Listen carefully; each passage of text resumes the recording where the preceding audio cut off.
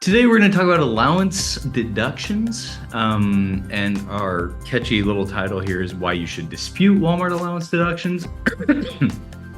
Basically, just kind of we want to kind of put this on everyone's radar that allowance deductions are disputable, and it's not just this thing that Walmart is always right about. But yeah, we'll get into all that later. This is us. We are on the marketing team here at SupplyPike, and specifically, we're here to educate suppliers in whatever areas suppliers feel they need to be educated. So that's kind of where all of these webinars are coming from. And on the next slide, we'll talk more about SupplierWiki. So we have a lot of different channels for education, and you all know about the webinars because you're here already, but we have a lot of other tools, resources that can be helpful in different ways for training purposes or just kind of education on the side. But there's a lot that comes with being a supplier at a major retailer, and our job is to just kind of cover as many of those bases as possible. Especially the ones that are the most costly and time consuming for suppliers and that might not be on everyone's radar. So that's kind of the goal that we have as a team. That's what we're here to do. So a little bit more about what that's going to look like today is we're going to do a high level introduction to allowances at Walmart. If you're kind of new to a role, or if you're new to allowances, it's not something that you've really been paying attention to. You've been just focused on shortages or something else like that. So we'll cover that at a kind of a higher level. Some of that should be applicable to other retailers as well. And then we're going to go into more kind of looking at what your particular allowances might look like before we talk about fighting invalid allowance claims through disputing. And then we're going to do our Q&A at the end, which more on that later. And we'll finish with a product preview if anyone's interested in how you could do it a little bit more efficiently with SupplyPike. So a couple of questions we get pretty often. What's the difference between the chat and the Q&A? Well, basically the chat is public. You can send chat messages. That's just for the hosts and panelists if you'd like to do that. But we just like to let everyone know, we ask some questions for you guys that we would like for you to put in the chat so that you can have conversation with each other and share insights and stuff like that. But if you have a question that you would like to ask us, that's what the Q&A tab is for. So that's just the difference there. The Q&A tab, depending on the update that you have or not for Zoom, it might be under the More button at the bottom of your page. So just kind of look out for that too. And then one question that we get fairly often, I think we've already got one in the chat from Karen, is will there be a recording and will we be getting a copy of the slide deck? Yes, you will. In 3 to 4 business days, we'll be sending out a copy of the slide deck along with the recording that we will upload to YouTube and that we will also host on our website. And so you can refer back to this later on if you would like to as well. That email will be going out to whichever email signed up for the webinar. So if you're kind of on this through a coworker's email, or if you're looking at if there's a group of you in a room who are on this call with one particular email, just know that will be sent there. And a little bit more about SupplyPike. SupplierWiki is the team that we're on at SupplyPike. But we'll be talking a little bit more about what SupplyPike does at the end if anyone is interested in that. But basically, our motto is we want to help suppliers get paid and get better, meaning there are sorry about that. There are some I can keep talking about SupplyPike. Peter, I accidentally sorry. But first and foremost, what SupplyPike got started doing was helping suppliers fight invalid AP deductions, mostly shortages, because there's such a massive amount of shortages that we see in the business. And so that's what we mean by the get paid side, is there's a lot of invalid fines that Walmart and other major retailers will send out to suppliers. that suppliers may or may not have the time to validate or to check up on, and they'll just have to kind of pay them or accept the deduction from the paycheck. So what we wanted to do was to kind of automate that process, the validity process, through shipping document integration, so we can automatically see if someone has a case here for disputing these. And then we've also set up auto disputing with a bunch of major retailers as well through that. So that's the get paid side. But as we started going through that process, we started to realize that there's a bunch of other things that data can help suppliers with in order to avoid fines in the first place. What are the steps that you could take to just reduce the number of shortage deductions that you get? And thanks for the love, Jess, in the chat. And that's what the get better side is. How can we help you improve your compliance? Because compliance fines can't be won back at as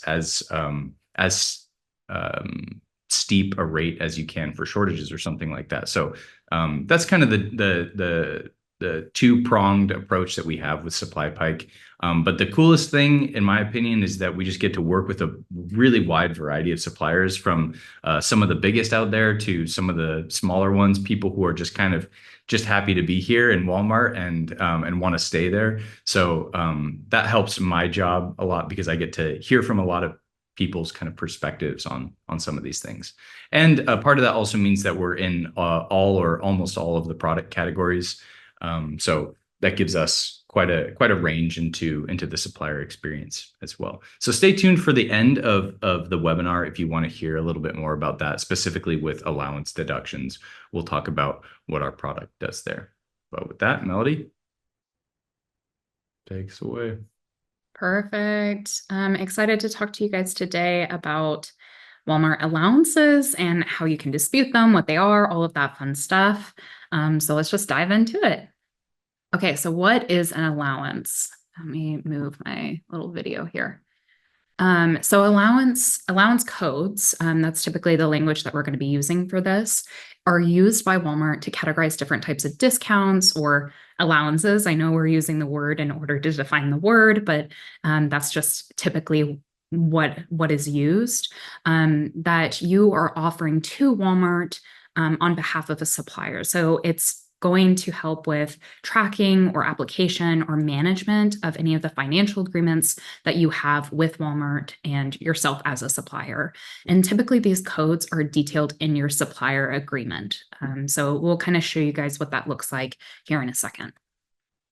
What is a supplier agreement? So this is actually the legal document. It's outlining everything that you've agreed to with Walmart on your supplier standards. So it's going to apply to anyone who is supplying a product to Walmart for resale, or any agents that are used by suppliers. So this means if you are doing business on behalf of a supplier, you're going to have a supplier agreement with Walmart that is detailing, again, all of those, like we mentioned, tracking, application, and financial agreements that you have with them. Where can you find it? So you can actually find it. This is something that they updated in the past couple of years, but you can update it through this online supplier agreement. You just have to click on your profile icon, which is in the top right, and select My Agreements. And then you select Sign an Agreement under whichever business unit you want to see. So that would be separating it out by Sam's, Walmart, or Walmart.com. And then finally, you can view/edit in the browser or download it as a PDF. So you can view those just kind of as they're changing, because they do sometimes change as your agreement change. So here are some areas that we suggest for you to actually go and review inside of the supplier agreement. Page 10, or section 10, which is approximately on page 3, is going to tell you about your purchase costs and conditions. Section 17 is going to talk about your remedies, which is usually around page 5. We say approximately because everyone's supplier agreement may be different, or is probably different. So, something that is on page 3 for most suppliers might be on page 4 for you, because you had an extra long section on basically how you expect for returns to be, or something like that. In the appendix, there is the allowance section, which is usually around page 10. And then there is also a grocery return policy, which is around page 11. So speaking of returns, it is in your supplier agreement. And we'll kind of talk about that a little bit here today as well. So here is an example of an allowance section in the appendix. So you can see the different codes for the allowances. And this is going to be a little bit different than the deduction code, which we will get to later in the presentation. This is the allowance code. So it's an abbreviation of the definition, which you can see just right there on the side. You can see your discount, you can see how it's paid and when it's paid. And it actually has a handy little definition or key here down at the bottom. So lists all of that out for you. This is going to be your source of truth, and this is part of the documentation that you're actually going to be needing whenever you go and if you decide to go and dispute any of these allowances. So let's dive in a little bit deeper. So let's talk about some tips. So if you want to find your discount recommendations, that's going to be located under the online supplier agreement help. And then if you want to see a quick view of all of your allowances, you can actually go to the agreements, click to inactive agreements, and then scroll down to review business terms. And then this is what it's going to look like. So this is the PDF and the appendix, and this is what it actually looks like in the app. It will have the same information of, is it off invoice? When is it paid? Quarterly, semi-annually? What is the discount? And then the actual code. So you can see all of that in just this kind of quick view for the allowances. It's pretty cool. Typically, we will see this each invoice for that payment method. Okay, so let's understand what your allowances are and what you might be actually offering. So there's two main categories of deductions, especially whenever it comes to Walmart. And usually when we're talking about deductions, we're talking about AP level deductions. So that's the account payable deductions. We're not necessarily talking about chargebacks or OTIF fines. Those would be handled separately with a different process. These are AP level deductions. We have a lot of content on common AP deductions like shortages that you can go and view on SupplierWiki, especially with Walmart. And then we also do a very deep dive into OTIF as well as SQEP fines. So OTIF is on time in full, and SQEP or SQEP, Supplier Quality Excellence Program. We have a lot of content on all of those different types of ways that Walmart might be fining you. But today we're going to talk about claims deductions versus earned deductions and what that kind of means in terms of allowances. So claims deductions, this is whenever a retailer is going to assert that your invoice is incorrect. So this is a claim that Walmart or your retailer is filing against you versus an earned deduction. So this is similar to like an order allowance where you as a supplier is actually giving the retailer a discount in order to benefit your business, hopefully mutually in some sort of way. So it's a strategic business decision. So there's claims, which is I'm fining you or I'm taking some money because you've done something wrong versus a earned deduction, meaning, hey, this is valid. We both agreed to this. So therefore I'm deducting from your check. Here are some of the common allowance codes.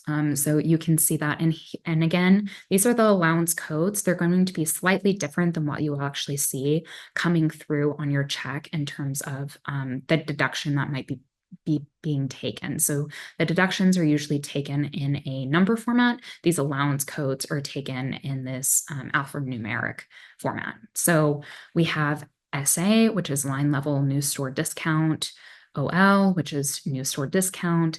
I actually, before I kind of dive into all of this, don't feel like you have to take a screenshot. Don't feel like you have to write all of this down.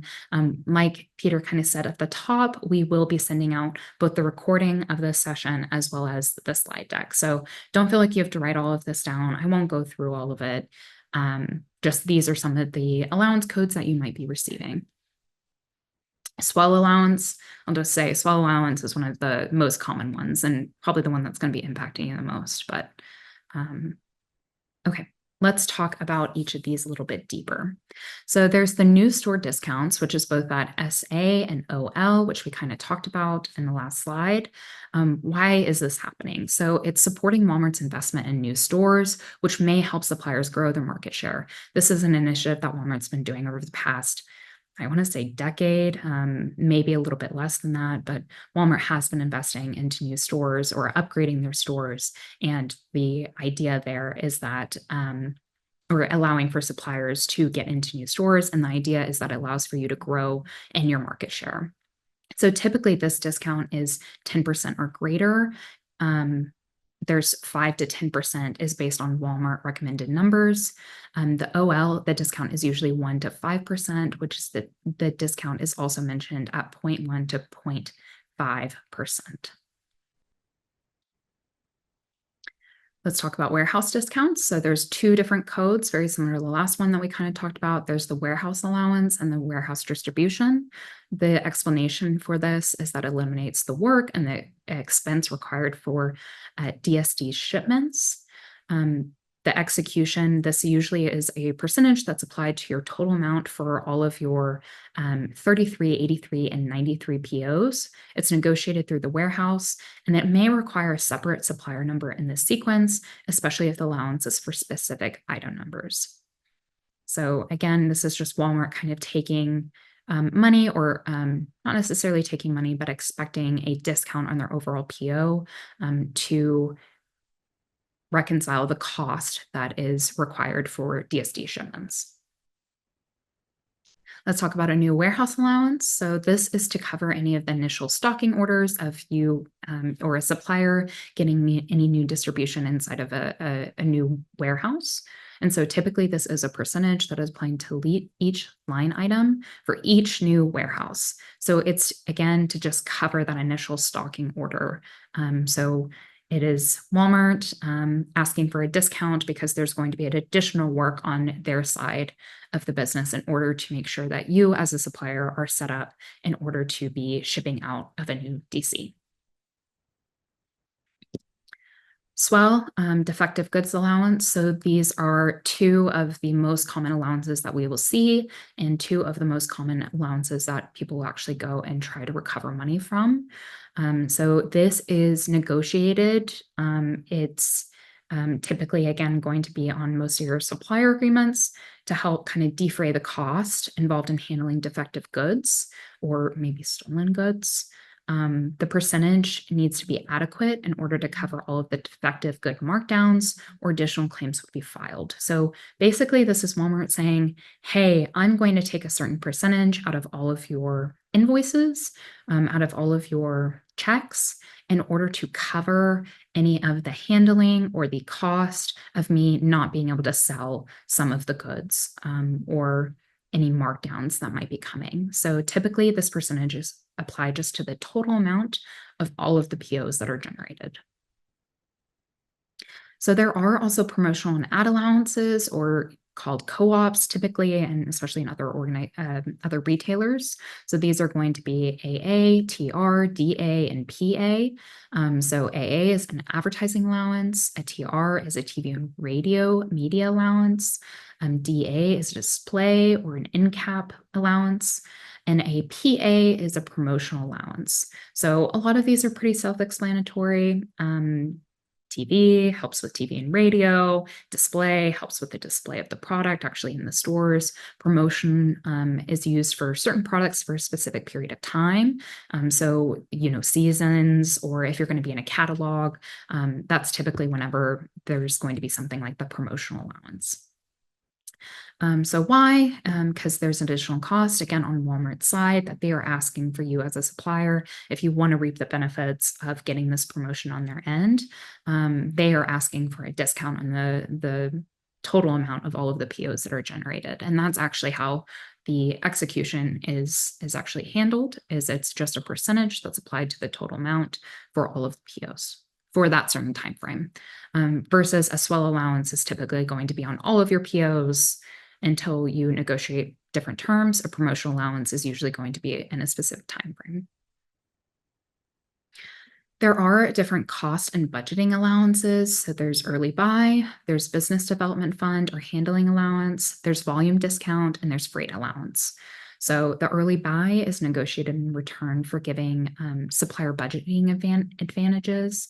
The business development fund or the handling allowance is any time that Walmart is actually helping develop the product that is then sold.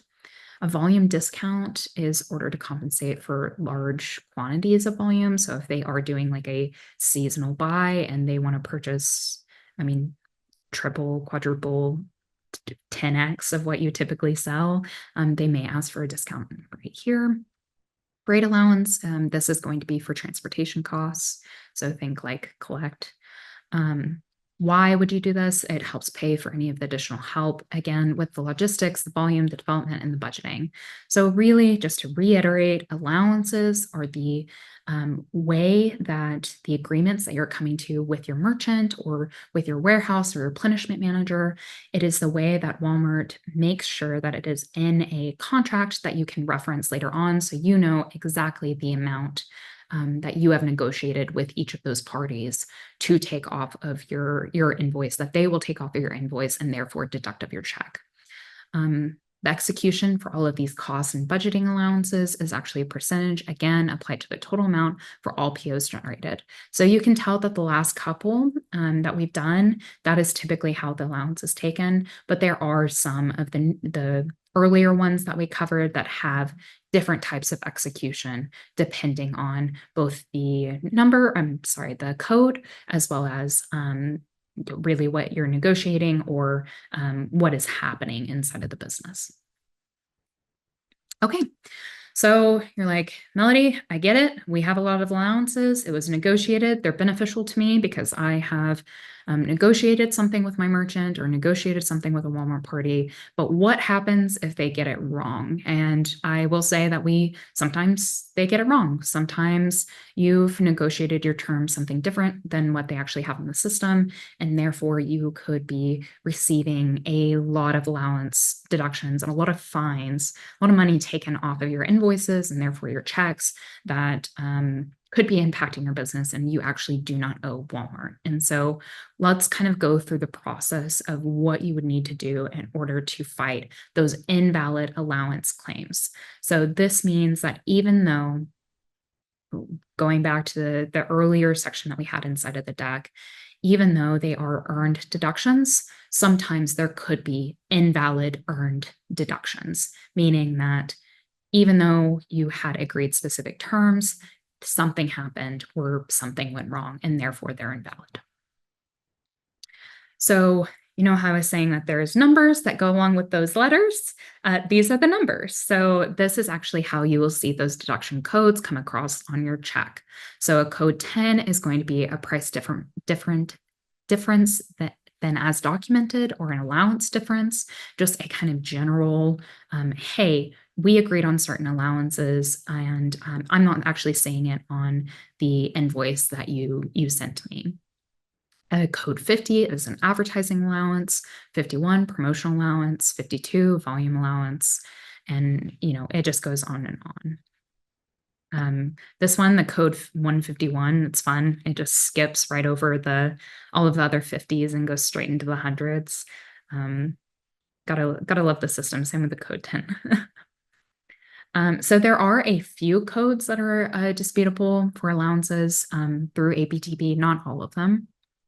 So it's going to be the majority of them. So it's going to be the 10, the 50s through the 60s, 80, and 151. So even though these disputes can be technically submitted in APDP, which is the Accounts Payable Dispute Portal, Walmart has actually indicated that they're unlikely to be approved in APDP. And what we've seen is that is very much the truth. We do have some benchmark numbers on your likely win rate with different codes, and the codes 50 through 59 and 151, it's likely that you're not going to be winning that money back. There are different AP or retailing apps that will be very helpful for you whenever you are kind of going through this journey of deciding, hey, I'm going to go and fight some invalid fines. That's going to be your accounting scorecard. That's going to be the Accounts Payable Inquiry System, or APIS, and then that's going to be APDP, so that Accounts Payable Dispute Portal. So the accounting scorecard is kind of your temperature check of all of your invoices. It's going to measure how your invoice accuracy, or what is actually being sent to Walmart, matches through the EDI, or the electronic data interchange. EDI is typically how you're receiving purchase orders, or you're sending invoices to Walmart. There's typically paid options such as SBS Commerce, or there could be free options depending on the size of your business called Web EDI, which is actually provided through Retailink itself. So the accounting scorecard, that's just making sure, again, that what is being transmitted through EDI is actually what Walmart is receiving and everything is correct on that end.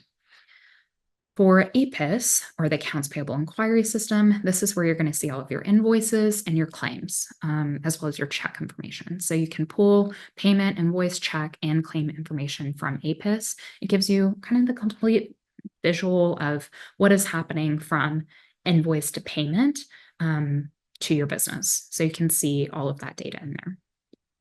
And then lastly, APDP is where you're actually going to be executing on filing a dispute for any of the deductions that you might be you're receiving. So this is the actual dispute portal for deductions.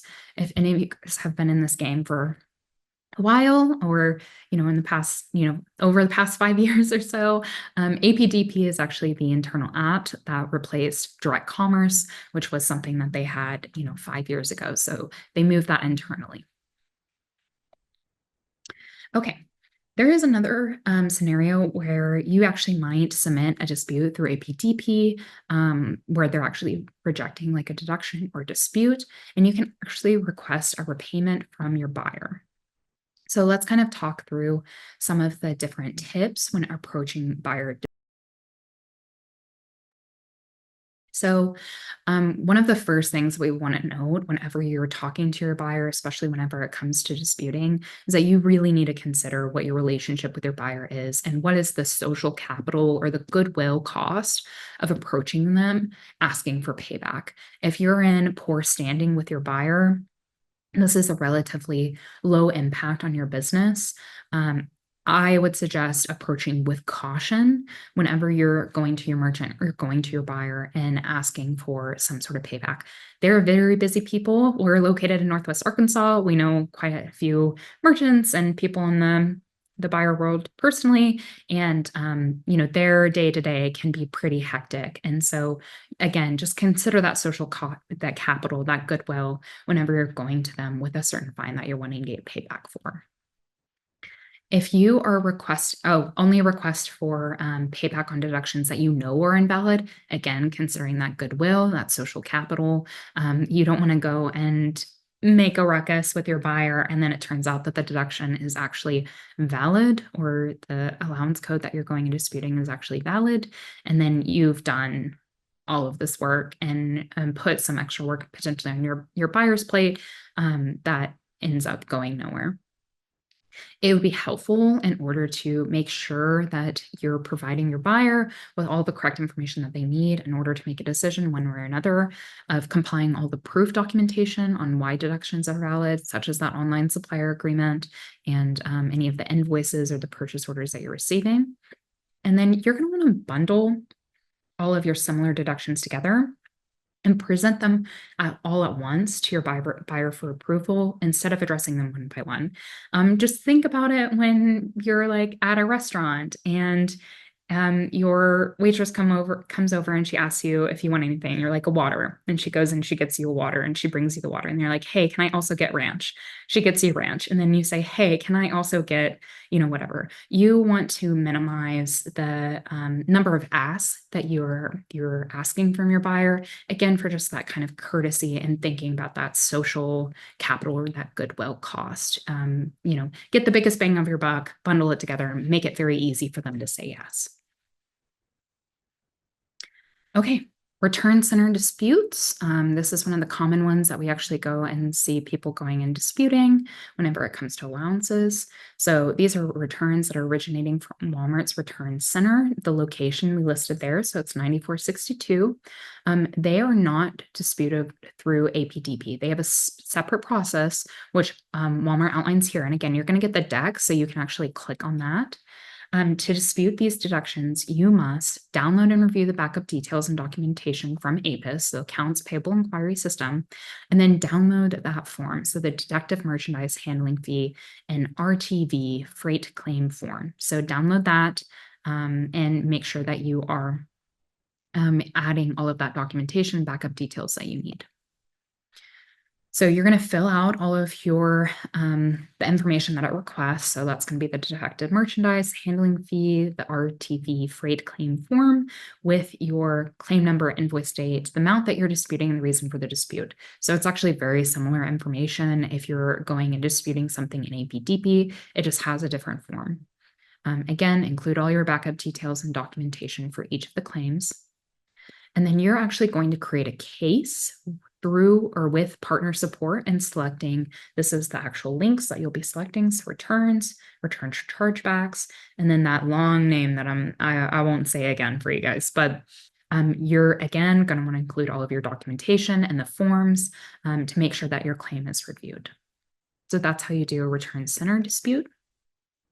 Let's kind of talk about preventing allowance deductions. So you're going to want to review your supplier agreement and compare it to the PO. You're going to want to make sure that you're checking with your EDI provider on the executed allowance. So your supplier agreement may state that allowance is supposed to be given off invoice, but maybe your EDI provider actually has the allowance given off line item. That's going to result in an allowance deduction for you. So you will actually see a charge from Walmart for that. And that's pretty common that we'll see that. So just make sure that you're checking in with your EDI provider, and what is actually being sent to Walmart is what needs to be in order for these allowances to be invalid. You're going to want to review your method of payment for PO allowances. So did you pay off invoice, that credit memo or check? Again, we covered kind of the areas either in the PDF or actually in the application that you can go and check that. This is when you would actually go and dispute with your buyer, and you would show that you as a supplier have actually already withheld the correct information to overturn any deductions.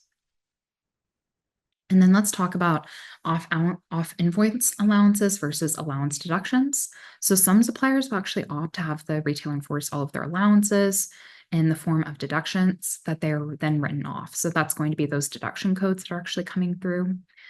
We recommend that you actually take allowances off of your own invoices so that you can better monitor your own deductions for validity. So instead of getting a whole bunch of codes that are all coming in the form of deductions, you're just taking it off of your own invoices so you can actually see the deductions that are coming through that may be invalid outside of allowances. Okay, that was a lot of information, you guys. I got through it pretty quickly. I don't see any questions in the QA or in the chat. No questions in the QA or the chat. So go ahead and get those in now if you have any. We just want to shout out some of our other resources that and mostly in the other retailers that we've covered so far. But we've also got some stuff on Squeb, OTIF, and just regular kind of deductions at Walmart. So definitely go check those out if you feel like you could benefit from that. These are all just ebooks, but as I mentioned earlier, we have a lot of articles on a much wider variety of topics as well. So our ebooks are more kind of revenue loss focused. But yeah, there's lots of articles on a variety of subjects. And then we have our emails up here that we'll put too. If you wanted to just get this down now, if you think you don't have a question right now, but you might have one later, then feel free to reach out to us and contact us via email, and you can do it that way. And then I think that we will transition. Oh, wait, we may be getting some questions now. We got one question. Is there a dollar minimum for code 59 allowances through high radius? Is the question. I do not know. Do you know? No. I think I might know For where to actually find being out. able to dispute it, or for it actually coming through? I think that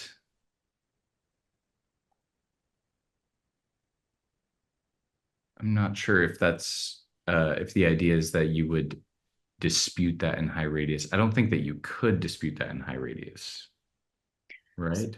You actually can just, I have to save up several within a month before disputing. I can't remember the dispute amount. I actually haven't heard of that. Hmm. Maybe could you send that over to our team and see if Yep. they have anything on that? Yeah, I bet Hudson would be good to ask for that. Okay. Yeah, sorry, we won't um, we'll just reach out to you with a response to that via email, Jess, if that's all right with you. But great. And then So you can dispute a code. Oh, sorry, just going through Jenny's question. Can you dispute a code 11 through APTP, or do you have to contact the buyers? So you can dispute it through APDP for store claims, but it recommends that we talk to your buyer if you've received a code 11 from another source. And sorry, I'm talking away from the microphone, but I do have a helpful article on that, Jenny, that kind of goes into it for more detail, and even talks about kind of what you need to actually go and dispute that, and even some root cause analysis of why you might be receiving code 11s. So hopefully that's helpful for you. And then Karen had a question on SBS changes request, how it plays into deductions.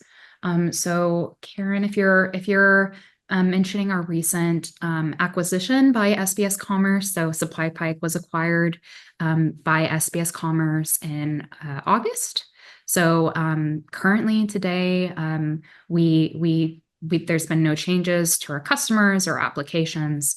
We're operating business as normal. So if you're a current, SupplyPike customer, and you have any questions on any potential long-term impact, which I don't think that there will be any. If any, it'd be very minimal. Please feel free to contact your customer success manager. But if you are a new, looking at looking at purchasing SupplyPike, please feel free to reach out to us. But your overall experience shouldn't be impacted in any meaningful way. great. Thanks, Awesome. Melly. Okay, so we'll transition over to showing you guys a little bit about what allowances in Walmart looks like here. Perfect. Okay, so I'm going to just kind of show you our normal deductions. So if you guys are not familiar with our application, we solve for kind of like what Peter mentioned up at the top for Walmart, Kroger, Target, Amazon, Home Depot, CVS. We have a few additional retailers kind of coming down the pipeline in order to support, all aspects of your business. But this is our Walmart solution. So inside of our Walmart solution, I do have this lovely dashboard that you can kind of see your deduction management health with, as well as the ROI that you're receiving with SupplyPike. So we like to say that we help suppliers get paid and get better. Sometimes it makes the decision a little bit easier to go with us because there is such a massive get paid, you are going to make your ROI, but there is also that kind of get better aspect of doing some of that root cause analysis to help you guys. And I'll kind of show you guys what that looks like actually down here. So we have root causes inside of the application.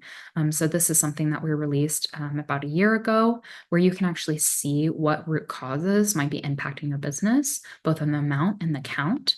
And then once we get over to the filter view, you can actually see some of the details on why you might be receiving a certain deduction and what you can actually go and do about it. So this is just a high level view of seeing it in one place of what could be impacting your business.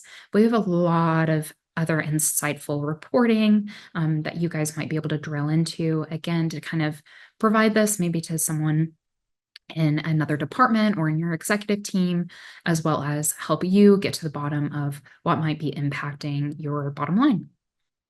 So I'm going to move over to deductions. So, and we are in a demo account. So it defaulted to urgent. The urgent tab, you can see that there's nothing here again, because we're just in a demo account. But say you did have, 100 deductions that are about to either become expired with Walmart. So you can only dispute back to 2 years, or if it's waiting some of your action, there's something that you need to do. This would be the bucket that you can actually go to and see all of that information. And you can actually sort it by the amount of time left before that can expire.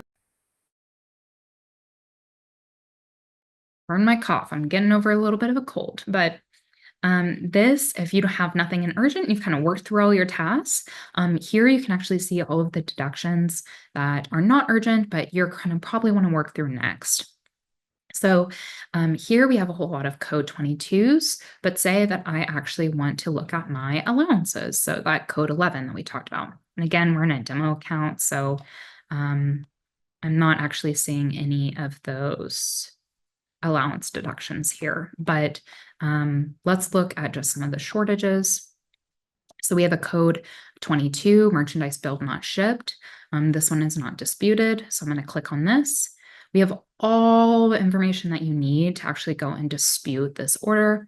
And again, here's kind of that root cause information that will actually drill down into your data, stitch in across multiple different applications inside of Walmart. And it will tell you not only what it is, but it will also tell you what actions that you should consider in order to prevent this from happening.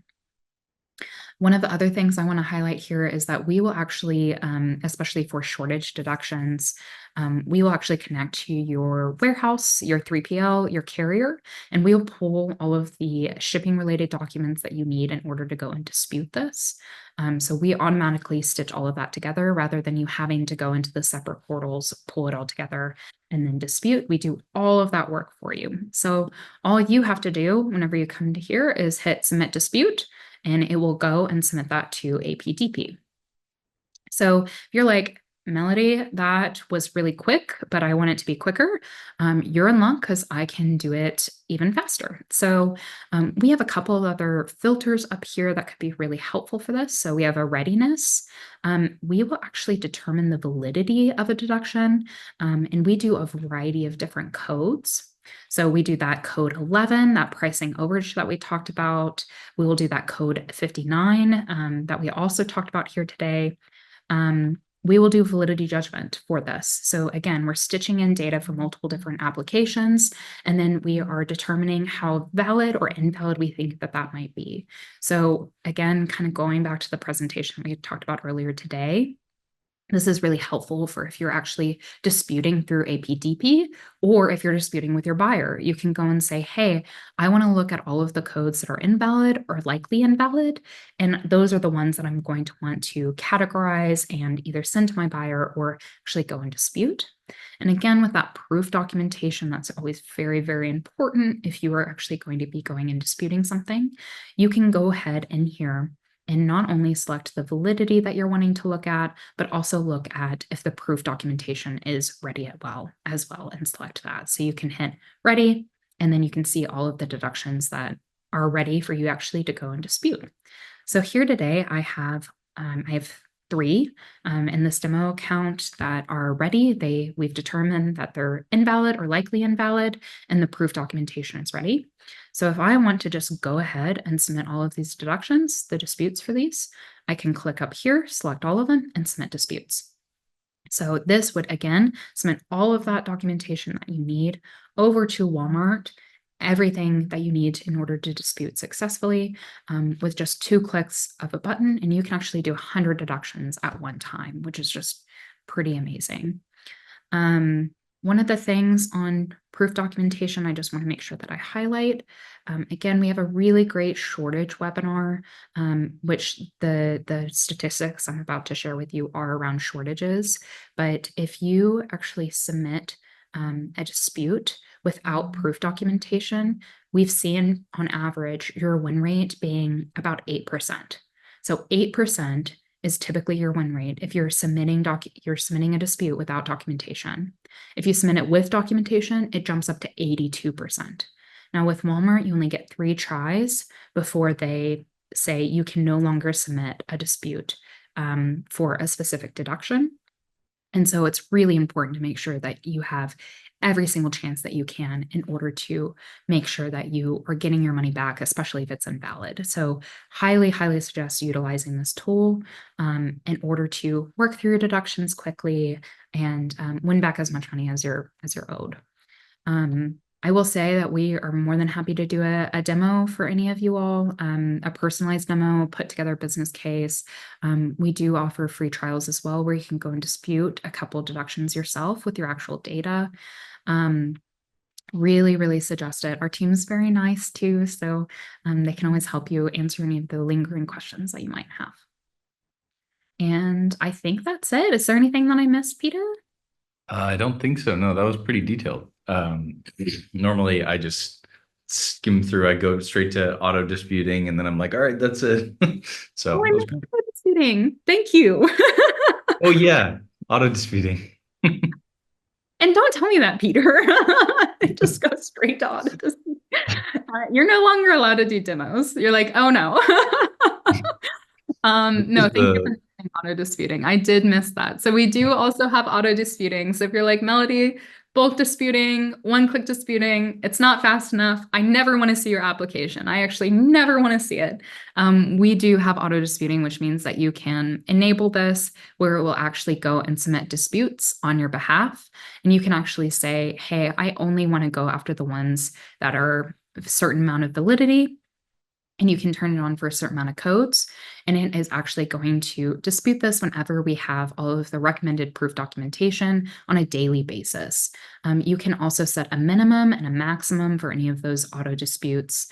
So again, you could potentially never go to this app ever again. You can just set it up and say, hey, I want you to auto dispute for all of these codes. As soon as you have the proof documentation, send it away, and we can do that for you.